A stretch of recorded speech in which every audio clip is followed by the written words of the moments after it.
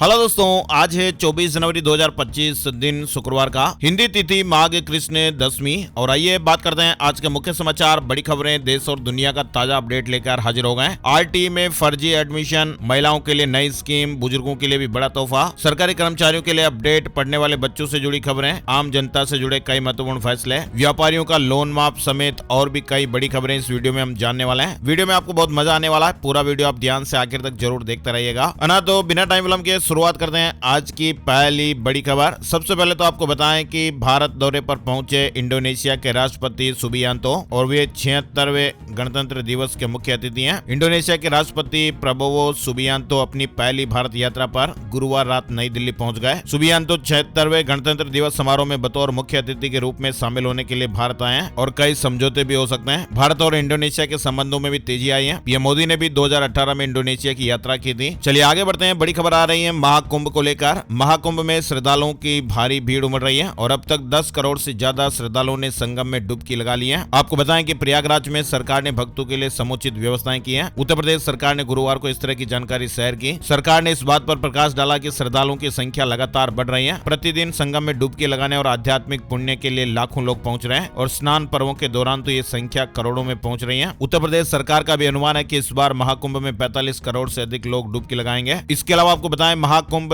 नगर के सेक्टर 7 में 24, 25 और 26 जनवरी को ड्रोन शो का भी आयोजन किया जा रहा है। ये शो आधुनिक तकनीक और भारतीय संस्कृति का संगम प्रस्तुत करेगा। महाकुंभ मेले में आने वाले श्रद्धालुओं के लिए पर्यटन विभाग की ओर से 24 से 26 जनवरी तक ड्रोन शो का आयोजन किया जाएगा। वहीं देखिए उत्तर प्रदेश सरकार ने एक बड़ी महत्वपूर्ण और अनोखी पहल की है, जिसमें वृद्धाश्रमों में रहने वाले बेसहारा वृद्ध जनों को भी महाकुंभ का स्नान कराने का फैसला किया गया है। उत्तर प्रदेश में समाज कल्याण विभाग के सभी 75 जिलों में संचालित वृद्धाश्रमों में रहने वाले वृद्ध जनों की सूचियां तैयार करने को कहा गया है और उनकी यात्रा, स्नान, ठहरने और देखभाल के लिए विभाग ने बजट भी आवंटित कर दिया है। यानी उत्तर प्रदेश में बेसहारा वृद्धों को महाकुंभ में स्नान कराएगी योगी सरकार। बहुत ही अच्छी पहल है और इस पहल के लिए यहाँ एक लाइक तो दोस्तों जरूर बनता है। मुख्यमंत्री योगी आदित्यनाथ के निर्देश पर सूचियां बनाई जा रही हैं। वहीं अरुण गोविल ने बताया कि उनका लक्ष्य 5 साल के अंदर देश भर में रामायण की 11 लाख प्रतियां वितरित करना है। उन्होंने कहा कि इस पहल को शुरू करने से पहले उन्होंने प्रधानमंत्री नरेंद्र मोदी को पत्र लिखकर उनकी स्वीकृति भी मांगी थी। अरुण गोविल तो आप जरूर जानते होंगे, दूरदर्शन पर प्रसारित होने वाले धारावाहिक रामायण में श्री राम की भूमिका निभाने वाले अभिनेता और मेरठ से बीजेपी के मौजूदा सांसद अरुण गोविल ने घर घर रामायण पहल के तहत रामायण की प्रतियां वितरित करने के लिए एक राष्ट्रव्यापी अभियान शुरू किया है। यह अभियान अयोध्या में राम मंदिर में प्राण प्रतिष्ठा की पहली वर्षगांठ के उपलक्ष्य में शुरू किया गया है। साथ ही महाकुंभ में एक और अपडेट आ रहा है। आयुष मंत्रालय की एक बड़ी पहल आप देखिए, अब तक 1,21,000 श्रद्धालुओं ने फ्री इलाज की सुविधा का फायदा लिया, दवाइयों और योग सत्र का भी लाभ उठाया। वहीं आप देखिए महाकुंभ में वायरल IIT बाबा ने रूप बदल दिया है, दाढ़ी के साथ मूछें भी उड़ाई। महाकुंभ में सबसे ज्यादा चर्चा में आए और सोशल मीडिया पर लगातार वायरल हो रहे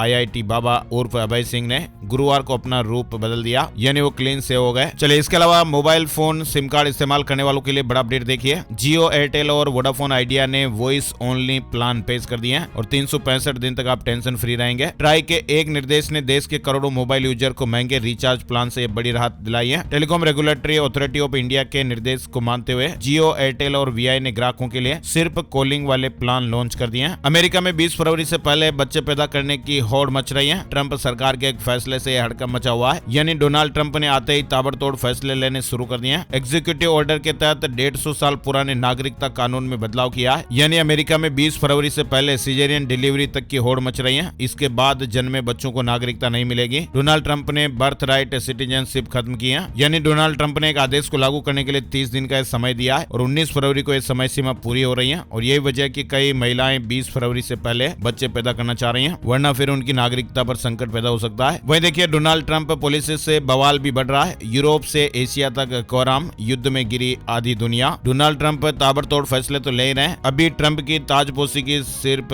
3 दिन से शुरुआत हुई है, लेकिन इन 3 दिनों में दुनिया में सारे समीकरण पलट गए। आधी दुनिया में कोराम मच गया और स्थितियां युद्ध जैसी हो गई हैं। अलास्का से आर्कटिक तक बारूदी जलजला आ सकता है। मैक्सिको से रूस तक भारी तबाही की आशंकाएं तेज हो गई हैं। डोनाल्ड ट्रंप ने राष्ट्रपति पद की शपथ लेने के बाद तूफानी रफ्तार से कई बड़े ऐलान कर दिए हैं और ऐसे में कई देशों में बवंडर मच गया है। करीब करीब आधी दुनिया में कोहराम मचा है, क्योंकि ट्रंप के फैसलों से कई मोर्चों पर विनाशक युद्ध की शुरुआत हो सकती है और बताया जा रहा है कि अभी तो अमेरिकी राष्ट्रपति कई और फैसले लेने वाले हैं। वहीं डोनाल्ड ट्रंप ने ऐलान किया कि H1B वीजा बंद नहीं होगा, कहा कि अमेरिका को टैलेंट की जरूरत है। अगले महीने मोदी और ट्रंप की मुलाकात भी हो सकती है। फिलहाल अमेरिका अमेरिकी राष्ट्रपति डोनाल्ड ट्रंप ने H-1B वीजा पर भारतीयों के लिए बड़ी राहत का ऐलान कर दिया है। न्यूयॉर्क टाइम्स के मुताबिक ट्रंप ने कहा कि ये वीजा बंद नहीं होंगे, अमेरिका को टैलेंट की जरूरत है। और बांग्लादेश के हालात पर हुई अमेरिका से चर्चा, जयशंकर ने कहा सैन फ्रांसिस्को दूतावास में हमले पर जवाबदेही की उम्मीद है। एस जयशंकर ने अमेरिका के विदेश मंत्री मार्को रूबियो से भी मुलाकात की और बांग्लादेश के मौजूदा हालात पर चर्चा की है। एक तरफ अमेरिका में हजारों भारतीयों पर संकट, दूसरी तरफ कनाडा से युवाओं के लिए बुरी खबर। मतलब अमेरिका से भारत के 20,000 लोगों के निर्वासन किए जाने की सूचना के बाद अब कनाडा में विदेशी स्टूडेंट के लिए स्टडी परमिट में लिमिट की घोषणा की गई है। यानी अब 2025 में दूसरे देशों से कनाडा में पढ़ाई के लिए जाने वाले छात्रों की संख्या 5,05,162 तय कर दी गई है, यानी लिमिट तय हो गई है। वहीं आपको बताएं यूएन की एक वर्ल्ड टूरिज्म की रिपोर्ट सामने आई है, यानी कि न थाईलैंड और न मलेशिया साल 2024 में इस देश में सबसे ज्यादा टूरिस्ट गए हैं। 2024 में बहुत बड़ी तादाद में लोगों ने यूरोप का रुख किया। 747 मिलियन टूरिस्ट यूरोप पहुंचे हैं। यूरोप के बाद सबसे बड़ी तादाद में लोग एशिया और फिर अमेरिका पहुंचे। पूरी दुनिया में सबसे ज्यादा टूरिस्ट फ्रांस पहुंचे हैं। इसके बाद स्पेन दूसरे नंबर पर रहा। कहां सबसे ज्यादा टूरिस्ट पहुंचे हैं जानकारी आप स्क्रीन पर और देख सकते हैं। अच्छा, इसके अलावा थाईलैंड में समलैंगिक विवाह को कानूनी मान्यता दे दी गई है। दक्षिण पूर्व एशिया के देश थाईलैंड में 23 जनवरी से ही समलैंगिक विवाह को कानूनी मान्यता मिल गई है और इसके बाद कई समलैंगिक जोड़ों ने अपनी शादी रजिस्टर कराई। न्यूज एजेंसी AFP के मुताबिक एशिया में ताइवान और नेपाल के बाद थाईलैंड तीसरा प्रमुख देश है जिसने समलैंगिक विवाह को मान्यता दी है। और इस मौके पर वहां के पूर्व थाई प्रधानमंत्री श्रेष्ठा थाविसिन ने कहा है हम अमेरिका से भी ज्यादा खुले विचारों वाले हैं। वहीं देखिए इराक की संसद ने एक कानून पारित किया जो 9 साल की उम्र में लड़कियों के विवाह को वैध बनाने की अनुमति देता है और इस कानून का विरोध भी शुरू हो गया है। प्रदर्शनकारियों का कहना है कि यह महिलाओं के अधिकारों पर हमला है। इराक में बाल विवाह को प्रभावी रूप से वैध कर दिया गया है और इसके तहत 10 को पुराने कानून में संशोधन के बाद अब वहाँ पर 9 साल की उम्र में लड़कियां विवाह कर सकती हैं। फिलहाल इसको लेकर विरोध प्रदर्शन शुरू हो गए। चलिए बड़ी खबर देखिए, अब अमेरिका के इस इलाके में जंगल की आग भड़क गई है। 50,000 से ज्यादा लोगों को निकासी के आदेश दिए गए। 10,000 एकड़ जमीन जल गई है। 2 हफ्ते बाद भी अमेरिका के जंगल धधक रहे हैं।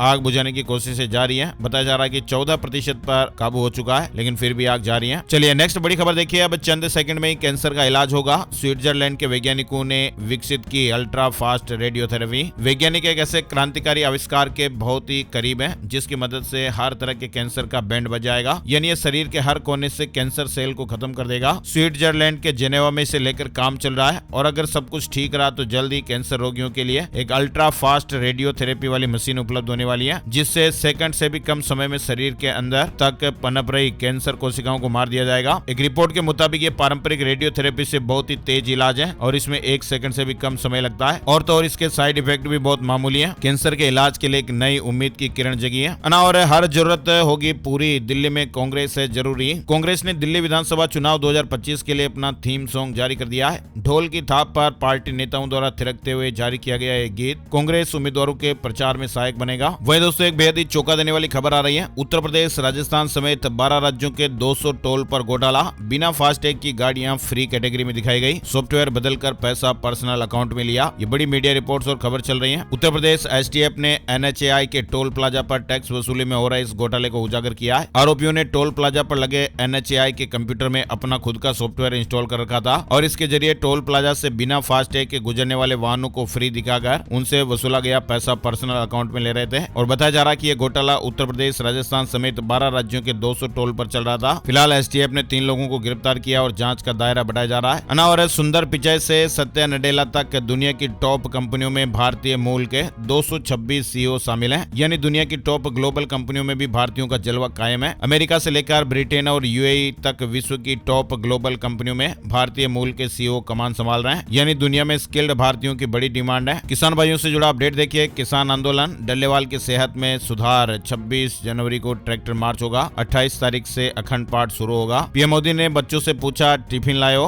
हंसकर कहा कि मैं खाऊंगा नहीं, बताओ तो सही। नेताजी की जयंती पर PM मोदी बच्चों से मिले हैं। दरअसल प्रधानमंत्री नरेंद्र मोदी ने गुरुवार को नेताजी सुभाष चंद्र बोस की 128वीं जयंती पर उन्हें श्रद्धांजलि दी। PM मोदी संसद के सेंट्रल हॉल में स्कूल स्टूडेंट से मिले और उनसे बातचीत भी की। और अमेरिका में 52 लाख करोड़ निवेश करेगा सऊदी अरब, प्रिंस सलमान का ऐलान। डोनाल्ड ट्रंप ने कहा था जो बेस्ट इन्वेस्टमेंट ऑफर देगा पहला दौरा वहीं करूंगा। सऊदी अरब के क्राउन प्रिंस ने डोनाल्ड ट्रंप से कहा कि सऊदी अरब अमेरिका में अगले 4 साल में $600 बिलियन यानी करीब 52 लाख करोड़ रुपए का निवेश करने को तैयार है और परिस्थितियां अगर और अनुकूल रही तो निवेश और भी बढ़ सकता है। और नई खबर देखिए, मारुति की कारें 32,500 रुपए तक महंगी हो सकती हैं और ये कीमतें अगले महीने से लागू भी हो जाएगी। कंपनी ने कहा कि बोझ ग्राहकों पर डालने के अलावा कोई विकल्प नहीं है। मारुति सुजुकी इंडिया ने कीमतों में बढ़ोतरी की एक बार फिर से बड़ी घोषणा। ये बढ़ोतरी कंपनी के लाइफ के सभी मॉडल पर अलग अलग और ये नई कीमतें 1 फरवरी 2025 से लागू होगी। यानी कीमतों में 1500 रुपए से लेकर 32,500 रुपए तक का इजाफा देखने को मिल सकता है। बिहार से बड़ी खबर आ रही है। हंगामे के बीच बीपीएससी 70वीं पीटी का रिजल्ट जारी हो गया। 21,581 कैंडिडेट पास हुए हैं। वही देखिए सरकारी कर्मचारियों के लिए अपडेट है। 8वें वेतन आयोग की मंजूरी के बाद अब पेंशन में 186% तक बढ़ोतरी हो सकती है। केंद्रीय कर्मचारियों के लिए गुड न्यूज है। केंद्र सरकार की ओर से 8वें वेतन आयोग के गठन को मंजूरी मिलने से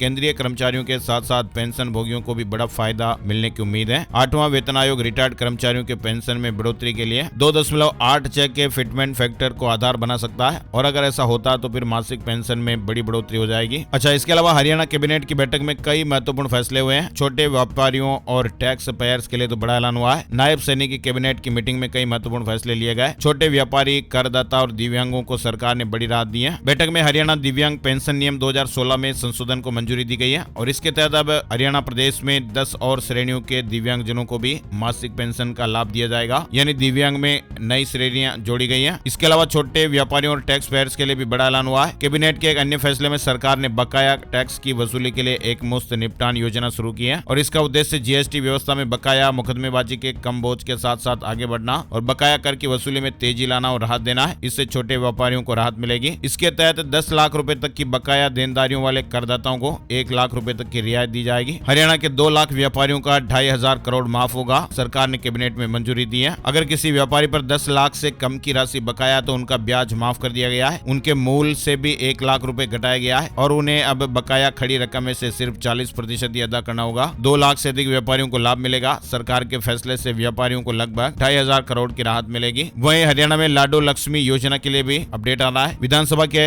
आने वाले बजट सेशन में इस योजना के लिए भी बजट रखा जाएगा और इस स्कीम के तहत महिलाओं को हर महीने 2100 रुपए मिलेंगे। वहीं कैबिनेट की मीटिंग में और भी फैसले हुए हैं। रोगियों को पेंशन में 18 साल की उम्र सीमा भी समाप्त हो गई है। सीएम ने कहा कि हीमोफीलिया और थैलीसीमिया से पीड़ित रोगियों को दी जाने वाली पेंशन के लिए 18 साल की आयु को समाप्त कर दिया गया है और इन दोनों बीमारियों को वित्तीय सहायता पेंशन के अतिरिक्त दी जाएगी। वहीं सीएम नायब सैनी ने कहा कि पूर्व कर्मचारियों जिनके विभाग मर्ज हो गए थे उनकी पेंशन का प्रावधान किया गया है। ऐसे सभी पूर्व कर्मचारियों को 6 से 20,000 रुपए तक दिए जाएंगे। हरियाणा में सौर ऊर्जा को भी बढ़ावा मिलेगा। 290 जगहों पर सोलर पावर प्लांट लगेंगे। फ्री में बिजली का तोहफा मिलेगा। वहीं हरियाणा सरकार की तरफ से एनएचएम कर्मचारियों के बाईलॉज 2018 को फ्रीज करने के आदेश पर हाईकोर्ट ने स्टे लगा दिया है और अदालत के इस फैसले से 13,000 कर्मचारियों को बड़ी राहत मिली है। हरियाणा में इस तरह की गाड़ियां चलाई तो फिर खैर नहीं। अनिल विज ने सख्त निर्देश जारी किया। हरियाणा के परिवहन मंत्री अनिल विज ने कहा कि राज्य के मुख्य मार्गों पर ऑटोमेटिक सिस्टम लगाया जाएगा जिससे वाहनों की फिटनेस का पता लगाया जा सकेगा। इसके अलावा इलेक्ट्रिक बसों पर भी ज्यादा जोर दिया जाएगा। हरियाणा में स्कूली पाठ्यक्रम में योग की पढ़ाई शुरू। 1 से 10वीं तक अनिवार्य। 22,000 प्रशिक्षकों को ट्रेनिंग। यानी हरियाणा देश का पहला राज्य बन गया जहां पर स्कूली शिक्षा में योग को अनिवार्य कर दिया गया है। हरियाणा योग आयोग ने 22,000 से ज्यादा योग प्रशिक्षकों को प्रशिक्षित किया है। वहीं हरियाणा वासियों के लिए एक जरूरी खबर आ रही है। दरअसल हरियाणा सरकार ने यह फैसला लिया कि प्रदेश में संचालित ऑनलाइन सेवाएं 2 दिन के लिए ठप हो जाएगी। अगर आप भी किसी भी ऑनलाइन सेवा जैसे सरल और अन्य पोर्टल का लाभ लेना चाहते हैं तो आज आपके लिए मौका है, क्योंकि आगामी 25 और 26 जनवरी को सभी ऑनलाइन सरकारी जो सेवाएं हैं वो बंद हो जाएगी। दरअसल डेटा सेंटर द्वारा विभिन्न सरकारी पोर्टल का अपग्रेडेशन का काम किया जाना है और इसी कार्य के चलते सरकारी ऑनलाइन सेवाएं बाधित रहेगी। शनिवार की रात 12:01 से रविवार रात 11:59 तक सरकारी ऑनलाइन सेवाएं बंद रह सकती हैं। वही देखिए पंजाब में अब पंजाबी भाषा में आएंगे बिजली बिल। सरकार ने हाईकोर्ट में जानकारी दी है। यूजीसी से जुड़ा महत्वपूर्ण अपडेट भी देखिए। विश्वविद्यालय अनुदान आयोग ने विश्वविद्यालयों सहित देश भर के उच्च शिक्षण संस्थानों में पढ़ने वाले या फिर एडमिशन लेने वाले बच्चों के लिए बड़ी राहत दी है। यूजीसी की ओर से रैंकिंग, जाति और लिंग के आधार पर संस्थाओं में होने वाले भेदभाव के मामलों पर 24 घंटे विद्यार्थियों को मदद मुहैया कराने का दावा किया गया है और समस्या के समाधान के लिए टोल फ्री नंबर भी जारी हुआ है। वहीं देखिए फिल्मी दुनिया में ऑस्कर को महत्वपूर्ण अवार्ड माना जाता है। ऑस्कर अवार्ड आपने नाम सुना ही होगा। 97वें ऑस्कर अवार्ड के लिए नॉमिनेशन का ऐलान गुरुवार को हो चुका है। हिंदी भाषा की अनुजा फिल्म को भी नॉमिनेशन मिला है। अनावरत दिल्ली से बेरोजगारी दूर करना सबसे बड़ी प्राथमिकता है। केजरीवाल ने चुनाव के बीच आम जनता से वादा किया। साथ ही बड़ी खबर देखिए, गंभीर अपराधों में आरोपी को चुनाव लड़ने से रोकना क्या ठीक होगा? चुनाव लड़ना और कैंपेन करना क्या मौलिक अधिकार है? सुप्रीम कोर्ट में इस सवाल पर बड़ी सुनवाई होने वाली है। अदालत इस मामले को लेकर 27 जनवरी को सुनवाई करेगी। वक्फ संशोधन विधेयक बजट सत्र में पेश होगा। जेपीसी सौंपेगी लोकसभा स्पीकर को रिपोर्ट। वक्फ संशोधन विधेयक पर जेपीसी रिपोर्ट के मसूदे को अंतिम रूप देने के लिए जेपीसी की लगातार 2 दिन बैठक बुलाई गई है और आज शुक्रवार को सुबह 11 बजे हुई बैठक। समिति की बैठक लगातार शुक्रवार और शनिवार को बुलाई गई है। बैठक में बिल पर क्लोज दर क्लोज चर्चाएं होगी। रिपोर्ट के मसूदे को अंतिम रूप भी दिया जाएगा। रिलायंस इंडस्ट्रीज महाराष्ट्र में 3 लाख करोड़ से भी ज्यादा का निवेश करने वाली है। कई लोगों को नौकरियां मिलेगी। वहीं जियो टैगिंग की शुरुआत हो गई है। पेड़ों पर दिखेगा आधार कार्ड जैसा यूनिक QR कोड। कश्मीर प्रशासन की ओर से यह कदम शहरीकरण, सड़कों के चौड़ीकरण और बीमारियों से पेड़ों को हो रहे नुकसान को रोकने के लिए उठाया गया है। उबेर और ओला को सरकार का नोटिस, कहा कि आईफोन और एंड्रॉइड पर किराए में क्यों इतना अंतर है। कनाडा में अमेजन बंद कर रहा अपने गोदाम, 1700 नौकरियां खत्म होगी। अमेजन ने कनाडा में अपने गोदामों को बंद करने का ऐलान कर दिया है। और बिटकॉइन का जलवा जारी रहेगा,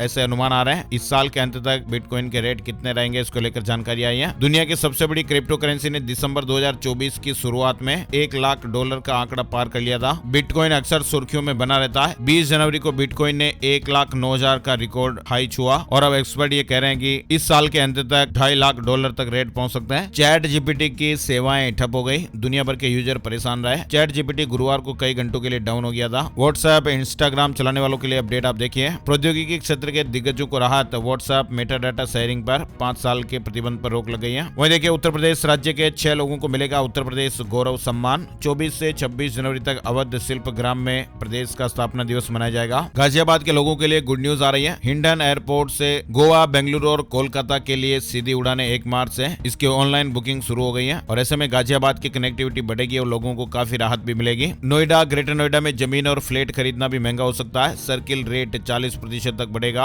इस तरह की तैयारियां हो रही हैं। और यूपी में 70 करोड़ का साइबर फ्रॉड करने वाले 30 आरोपी गिरफ्तार हुए हैं। साइबर फ्रॉड यूपी में एक बड़े साइबर फ्रॉड का खुलासा हुआ। इन लोगों ने ऑनलाइन गेम और सट्टेबाजी के नाम पर लोगों से 70 करोड़ रुपए की ठगी की थी। वहीं योगी कैबिनेट मीटिंग में ग्रेटर आगरा का रास्ता साफ हो गया है। किसानों को भूमि अधिग्रहण पर 4 गुना मुआवजा मिलेगा। महाकुंभ नगर में हुई योगी सरकार की कैबिनेट बैठक में ग्रेटर आगरा का रास्ता साफ हो गया है। रायपुर और रहन कला के किसानों के लिए गुड न्यूज है। कैबिनेट बैठक में किसानों को अनुग्रह धनराशि देने के प्रस्ताव को मंजूरी मिल गई है। अब किसानों को 4 गुना मुआवजा मिलेगा। झारखंड में 29,000 शिक्षकों को टैब मिलेगा। हेमंत सरकार ने बड़ा फैसला लिया है। इन टैब के माध्यम से शिक्षक उपस्थिति बना सकेंगे और स्कूलों से संबंधित रिपोर्ट विभाग को भेज सकेंगे। वहीं देखिए हिमाचल न्यूज में कुछ ही मिनटों में होंगे तारा देवी माता के दर्शन। 1734 करोड़ रुपए की लागत से 13 किलोमीटर लंबा रोपवे बनेगा। राजधानी शिमला में जल्द ही एक दूसरे रोपवे का निर्माण कार्य शुरू होने वाला है। पीएम आवास योजना से जुड़ी एक बड़ी खबर आ रही है। अब इन लोगों को नहीं मिलेगा पीएम आवास योजना का लाभ। 31 मार्च तक ये सर्वे चलेगा। बिहार से ये बड़ी खबर देखिए, प्रधानमंत्री आवास योजना ग्रामीण के लिए नए सिरे से सर्वेक्षण शुरू हो गया है और इस योजना का लाभ उठाने के लिए कुछ नियम भी तय किए गए हैं। जैसे अगर किसी किसान की केसीसी लिमिट 50,000 से अधिक है तो वे इस योजना का लाभ नहीं ले पाएंगे। इसके अलावा 2.5 एकड़ या इससे अधिक सिंचित भूमि वाले किसान भी इस योजना का लाभ नहीं ले सकेंगे। विभाग ने 10 तरह के नियम तय किए हैं। झारखंड में टैक्स चोरी करने वालों की खैर नहीं, हेमंत सरकार ने एक प्लान बनाया। वाणिज्य कर आयुक्त अमित कुमार ने जानकारी में बताया कि सभी पोर्टल को एक छतरी के अधीन लाने के उद्देश्य से